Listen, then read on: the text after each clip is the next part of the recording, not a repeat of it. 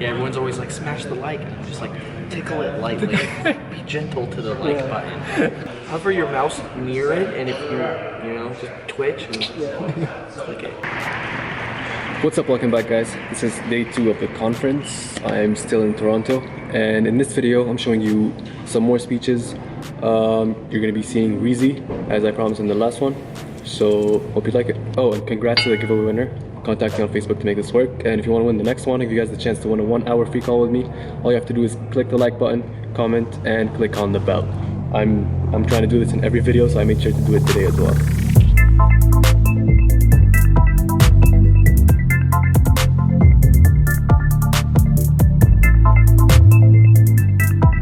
If you ain't flipping, yeah, thank you so much, guys.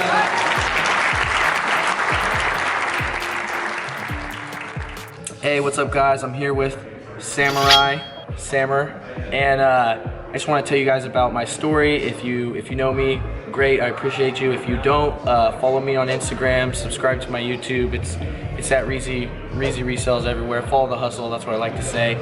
But I like to share my story with people and just let them know that, like, you don't have any excuses. Anybody can do it. You don't have to come from a rich background. You don't have to like have an incredible amount of knowledge. You don't have to be extremely skilled. You just have to have the want and determination, and you have to work extremely hard. So a little backstory of me: I grew up super poor. None of my parents ever like graduated college, owned a nice car, owned a house, owned a business, none of that stuff. I didn't have any role models for that kind of thing. Both my parents were alcoholics and drug addicts, in and out of jail and prison. I lived in foster care, I was homeless, I lived in a hotel for a good amount of time. But all that stuff like made me super hungry and made me like self-sufficient, and like it made me have to figure out how to take care of myself and how to hustle. So as a young kid, I like scammed the arcade and the casino where I live. That's like one of the first things I learned how to make money. I used to steal recyclables, cash those in, and then use the money to buy sodas and water, and then go sell those on the beach for $1 a piece when I was like 10. I got a little bit older, I sold drugs. Later, not real drugs, just weed. But then later, which is like legal now, but later in life, I actually got shipped off to Kansas because I'm from California. And that's where I met my wife, which was meant to be. Had my first kid when I was 16, dropped out of high school when I was 16, and then started working full-time and taking care of my family. And at the time, eBay was running ads on TV really hard, right? And so I knew about eBay, and I had some experience making money, being resourceful, selling drugs, whatever. And then I was like, oh, let's start selling stuff. So me and my brother sold a bunch of stuff. One of the things we sold was a Nintendo, but we sold everything, like all together in a lot, and it was purchased by a guy who sells games, controllers, etc. So we researched his account. We found out, oh, we could have made more money if we would have broke it up. So then we started buying off eBay to sell back on eBay, and then we started like looking around in real life for other stuff to buy and sell on eBay. Eventually I sold some books at one time on eBay, and I didn't think it would go for a good amount. I sold like 12 Star Wars books, started at a penny, sold for like 75% of the retail price, which I had purchased myself because I like Star Wars and I like reading. And that kind of like popped my mind on like, whoa, used books are worth money. Later in life, I moved back to California. I wasn't really making much on eBay, just like 500 bucks a month. Selling mostly like electronics, video games, computers, stuff I knew about, right? Not like, I didn't know, there was no books written about it, there was no YouTube about it, there was no Reezy Resells, none of that stuff, you know? And so I moved back to California. I continue not really making that much money, but once in a while I would see people with a laser beam barcode scanner scanning books, and I would be like, whoa, what are they doing? You know, I'm technologically minded. I know that the barcode scanner probably costs 100, 200, 300 bucks, so they have to be making some money to invest in that. And then I would ask them, I'd be like, hey, what are you doing? And they would be like as if you know, they were stealing from the store, or they would like grown adults trying to ignore you and act like you're not even there, right? And so that made me go, wow, they're maybe making a lot of money. So I started looking it up, trying to figure it out, and I didn't know what it was. I couldn't figure it out. I exhausted my Google skills completely. I didn't know it was called book scouting, and I never heard of Amazon before that. I didn't know any of that stuff. And eventually there was a nice old lady, and she just tells me, she's like, whoa, it's called a seller tool, which is the precursor to FBA scan, because smartphones weren't out yet. We were actually scanning with PDAs, like a Dell Axim X51 PDA with a socket scan compact flash scanner in the top. Yeah. and those compact flash scanners would break all the time. They're like 300 bucks. The PDA was like 50 bucks. But anyway, so I finally figured out what they were doing. I still couldn't afford a scanner, but I knew they were selling them on Amazon, so I started buying books blind by the bag for like 25 cents a pound, $1 each, and I would go home before work, after work, and I would scan them. I worked at a skate shop. That was actually my last job, making 18 grand a year, 13, 14 years ago. And I would go, okay, we made some money on this one, and then I would just kind of learn. Like, I'd get books, and then I'd be like, this one, I don't know. This one, I don't know. Like, I didn't afford a scanner yet. So once I made a little bit of money, I bought a scanner. Was it fulfilled by Amazon? No, it wasn't FBA yet. It was all merchant fulfilled. So I finally bought a scanner, and then I needed to buy more books, right? Because books don't sell fast, so they wouldn't turn over. And I learned you could buy higher ranks. At first, I thought you could only buy a 1 million rank, you know, but you could buy, you know, 3, 4 million rank book if it's going to actually sell. I didn't know rank actually moved. You know, I thought it stayed the same all the time. So like, I didn't know. I could buy a book. No, I'm not buying that. But then the next day it would be like 100,000, and you would buy it. So it was like stupid. But anyways, so I knew I needed to buy a lot of books, didn't have any money. I convinced my wife that we should cut our food budget, because food is the thing you spend a lot of money on, like 500 bucks a month or so. And so we got donation food from churches like 4 times a week, or a month, once a week. And then also we ate dinner at the homeless shelter for a month straight. And that allowed us to save, like, which is, I don't recommend it, but you gotta do what you gotta do. And God bless my wife for like believing in me or whatever, and that allowed me to save like 500 bucks, which I bought all books that month. And then that next month I got back, you know, 200 bucks of profit from those 500, and obviously still had more books in inventory. So then I was able to reinvest that into books, and then it just kept growing more and more and more. And eventually, you know, me and my wife in our 1-bedroom apartment, we had 10 or 15,000 books merchant fulfilled, and we had like a horrible storage system. They were just in boxes stacked, and the boxes were labeled, so when things would sell you would go find the box, but the box might be buried. It was like a, you know, 6 boxes this way, 6 boxes up, and 6 boxes deep, like a whole cube. Like the floor of our apartment, which was 2nd story, was sagging down. We actually finally brought on some help, which was my friend wrapping books. And then I kind of found out about FBA just because they sent out an email or something. And then I realized customers were only buying FBA offers. They weren't looking at merchant offers. So that was like the golden era where anything we touched was worth money. We could sell a $4 book and make $1.35 FBA. Now we have to sell that same book for $8 to make $1.35. So fees went up, but it was the first year that FBA came out, and we went all in. FBA sent everything to FBA, and that was probably about 12 years ago. That was just books? Just books, 100% books. I sold only books for 10 years. I didn't start selling anything else until I started doing social media, and I started meeting other people and learning all their business models. That's when I started selling shoes a couple years ago. But yeah, reselling shoes. I have one private label product. It didn't do very well. I didn't give it enough attention, you know. I'm just trying to resuscitate it right now. But yeah, that's pretty much the story, man. And 2 years ago, started doing social media, which you guys all know, YouTube, Instagram, whatever, just helped because I discovered who Gary Vee was. One day I scanned a book called Crush It. It wasn't worth anything, but it caught my attention because it was green and black, and it was called Crush It, and the foreword on the back was by Tony Hsieh, the CEO of Zappos, and I had just read his book. So I gave it a chance. I read the book one night, changed my life. I made Reezy resales on every platform that night, and basically just continued forward from there. Now they're flying me to Canada to speak at events, and I'm hanging out with Sammer.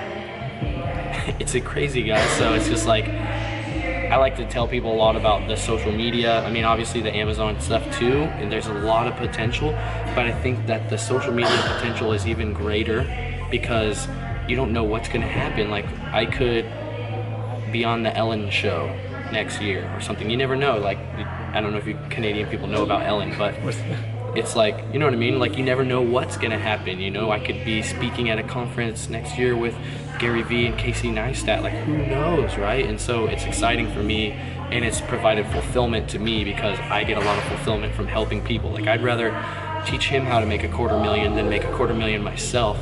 And I don't know why I can't really explain it to you, but it's just really exciting for me to help other people. And I didn't know that I liked that or that would make me feel that way until I started doing social media.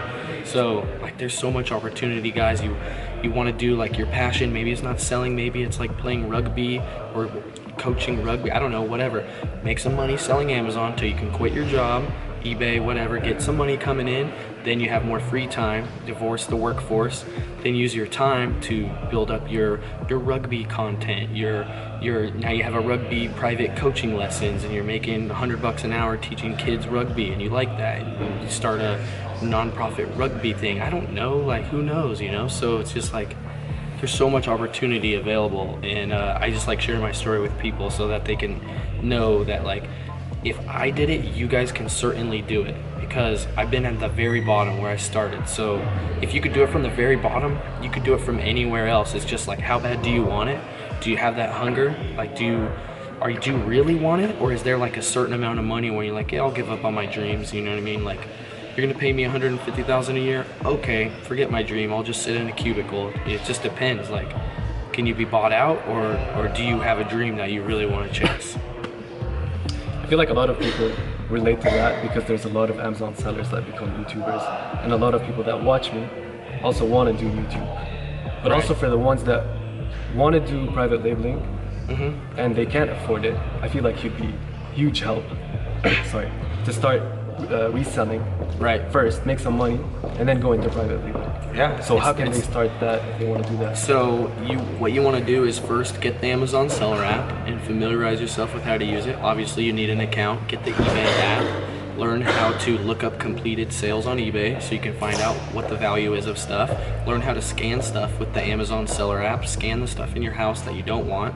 Shop your house. Start with all the stuff that's in your house that you don't want. You have sealed stuff, brand new, in your house that you never opened. Sell that stuff. You're not going to use it. Used clothing, excuse me, that you don't want anymore, sell that stuff. You don't have to have perfect lighting and this and that. Just lay it on the cement. When the sun's out, take a photo. Perfectly fine. Because starting ghetto is better than not starting at all because you want it to be perfect or whatever. But if you don't have capital, you're gonna have to start from thrift stores, garage sales, pawn shops, flea markets. Like, you can't do retail arbitrage, it's too expensive. But you can start with secondhand stuff or donated stuff, or tell your friends to give you all their old stuff they don't want, and then you sell it and you're getting, you know, you're turning $1 into $20 and you're doing that. And then when you have, you know, $1,000 or $2,000 saved up, then you can start doing retail arbitrage and online arbitrage, and then you can slowly start dipping into wholesale. And you could, you know, you're like, okay, I have 500, I have $1,000, which may or may not be enough. I don't know, I'm not an expert. I don't do private label really, but I think, you know, 500, $1,000, you could try some stuff. You could do a smaller order, you know. You could also do merch by Amazon, which costs you $0. You make t-shirts, you can make them on your phone, throw them up on merch by Amazon. You could do Etsy and Printful. There's really so much opportunities to grow money, you know. If you really want to do it, you're gonna figure out a way, you know. It drives me crazy when I see someone like at a business applying for a job. It's so ridiculous. Just like, dude, have you heard of the internet? Like, you look like a caveman right now. I look like a caveman. I have a job right now. No offense. But you have a good job. Yeah, a good job. Because you just graduated college. Right, engineering. Good job. Engineer over here. And I tried arbitrage at first to make some money to start private label. And I saved up some money as well. But the whole time I'm thinking, I can't scale this. How were you able to scale arbitrage? So it's not as easy as like private label, because you would just buy more, you know, have more products, have VAs. So I actually had to hire people to go shop for you, and you give them company credit card, and you take them around for a month and show them how you do it, and then they learn, and then they go out and buy stuff for you, and you can incentivize them and say, like for example, you get paid this much, but for all the money if you spend over $1,000, I'll give you a 5% bonus on the money that you spend or whatever. So if you spend, I'm not that good at math, but you know, let's say it was 10%. All right, it's $50. So if you spend $1,000, I give you $50. So if you make $15 an hour, but you also spend $1,000, you get an extra $50 that day. Let's say you spend $2,000 that day, you get an extra $100 on top of your, you know, $15 an hour, 8-hour day, which is like really good money. Because the thing is you always worry, you're like, well, why will they just steal my business model and do it or whatever? But they won't, because people don't want to be an entrepreneur. They want to be a worker. They want to have a job. They want to get off work. They want to clock out. They don't want to think about work. They don't want to worry about the future. Nothing. They just want to watch Game of Thrones, watch Stranger Things, drink a beer, and just kick back.